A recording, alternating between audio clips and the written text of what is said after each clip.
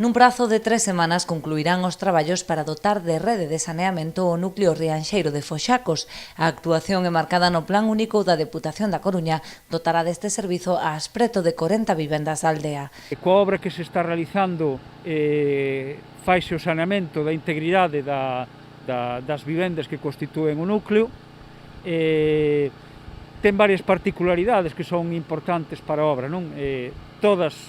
Absolutamente todas se incorporan ao proxecto, non é necesario ningún bombeo, optouse por facer dous pozos que son os que funcionarán a modo de depuradora autónoma para que non houbese que conectar ningún tipo de bombeo eléctrico e vai todo por caída. Daí que a aldea, pola súa orografía, está, por así decirlo, dividido en dous tramos, un ben a este que acabamos de ver, onde se instala a primeira da depuradora e a segunda pois irá a outra ubicación. Precisamente as peculiaridades orográficas do lugar obrigaron a optar por diferentes solucións. As vivendas máis dispersas conectáronse á rede xeral, mentres que o núcleo principal disporá deste sistema de depuración autónomo.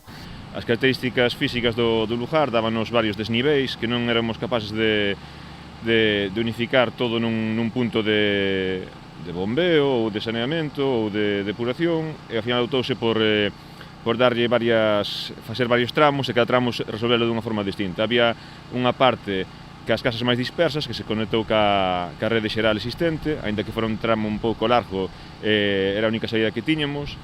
E o resto dos tramos pois unificáronse en dúas depuradoras que están instalando. Estas depuradoras optouse por a súa instalación en base en principio, ao resultado que tuvemos nunha experimental que se fixo en Cerqueiras, e por outro lado porque son unhas depuradoras que non fai falta un mantemento tan continuo. O Concello pasa a revisalas cada 2 meses ou así, fai unha limpeza dos tanques previos e non consumen nin electricidade, nin teñen un mantemento diario.